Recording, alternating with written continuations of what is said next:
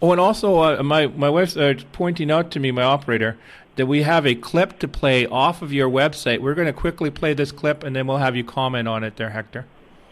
Turned 18, a buddy of mine got me to talk, he talked to me about the Marine Corps, and I was a bit intrigued, and I decided to join. I served 4 years of active duty, and I followed 4 more years in the reserves. I still don't have my citizenship. I keep getting stuck in loops. My files were often sent to the wrong state.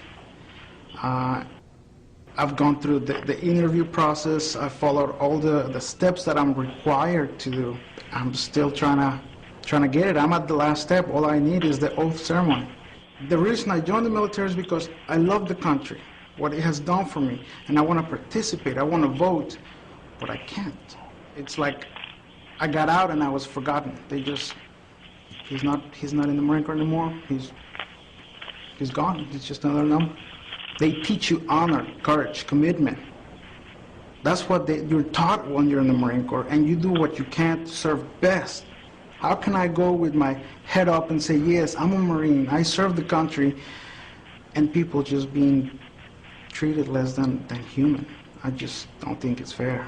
Before you believe what you hear, do your own research. Get to know what you're against, because it may turn out that what you're against is your own hatred, yourself. Immigrants are people. I wanted you to quickly comment on that there, Hector. Well, what he says is right. When you're in the U.S. military, you're, every time they make a speech or you go doing, we used to have division review, or we'd have secretary of the army or president, whoever.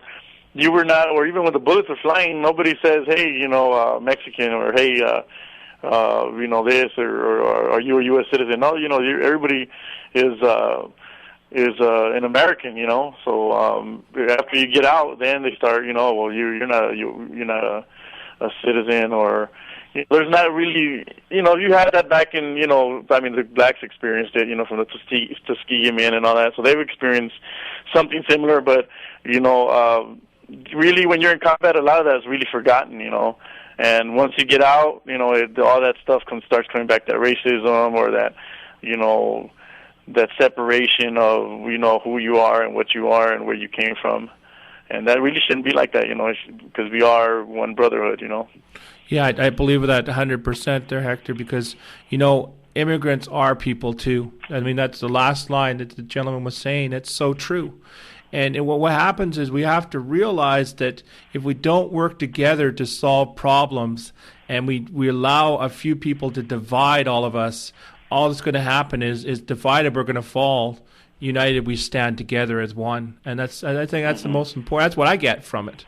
But I wanted to, we only have a couple minutes left there, Hector. So could you quickly share what your thoughts are and what is the most important thing that you want to get out through this interview right now to the people listening, not only in Vancouver area, but also on the internet?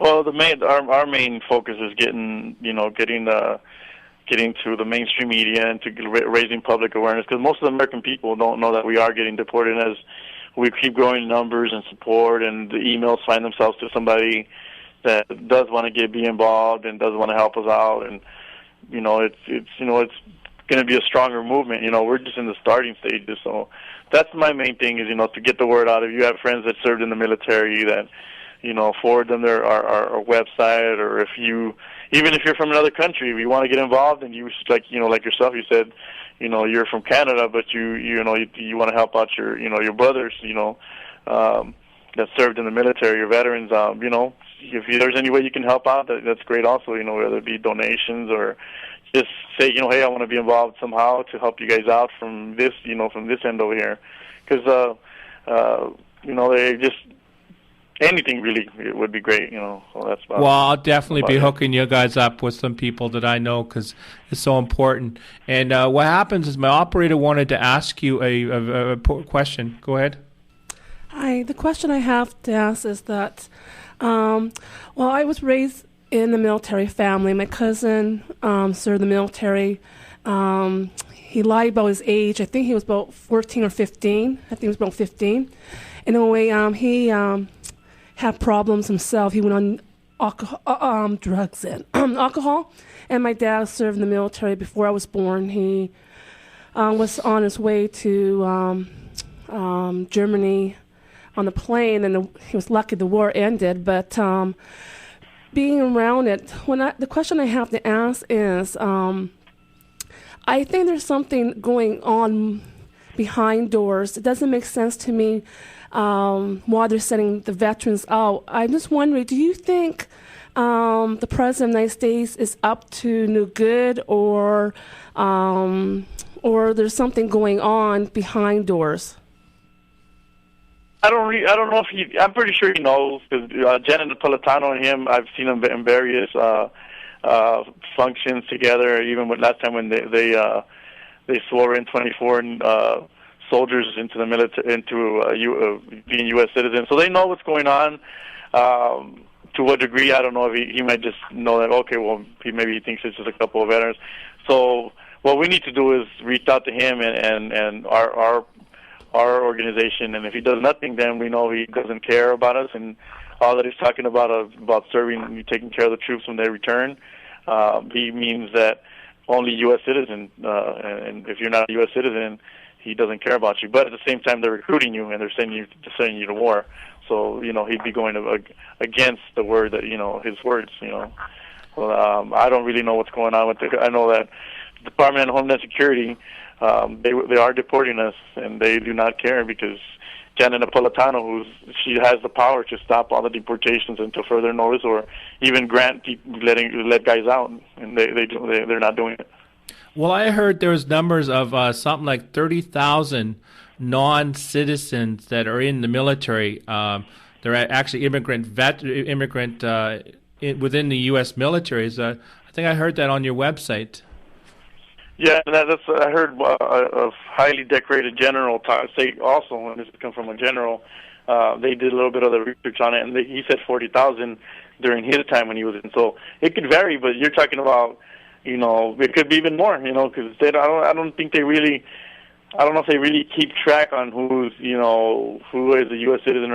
They do what they do make sure is that you have all your paperwork, you went to high school, and you have a social, and you are legally here. But that he just mentioned that it was up to 40,000 per year. So that's a really high number, and I think it's higher than that. We only have about a minute left there, Hector. Could you quickly leave us with an inspirational message you really want to get out to people, and again, share your website with us, and how people can contact you. I know they contact you through my website, and I'll be putting up links on my website, but just if you can share that information. Well, just basically, any help we need. I mean, I'm not too good for inspirational words, but any help would be great. Just by forwarding emails, and any support that we can get is of help, because our government's not doing it, and we really need it. We were there to support the country and our people, and now our government has turned their back on us. And I think the people, once they find out, they will help us out. And again, our website is banishedveterans.info, and if you want to get a hold of us or somehow, you can also talk to Reginald or myself. Well, thank you so much for coming on there, Hector. That was Hector Barajas. And Barajas. I'm sorry. I do apologize about that. This is Co-op Radio 102.7 FM CFRO. You're listening to Monday Brown Bagger. This is a very important issue that people have to address, because of the fact is, to go serve a nation and protect the people, which is the basis of a democracy and the basis of a nation. And I truly believe that is the greatest honor you can do. And that the people are obligated to protect the veterans, because the veterans protected them to begin with. And that's why I say to all Canadians, all Americans, and all other people listening to this, it is your obligation to protect the veterans. And with that said, thank you so much for listening in. And until we meet again, have a great day.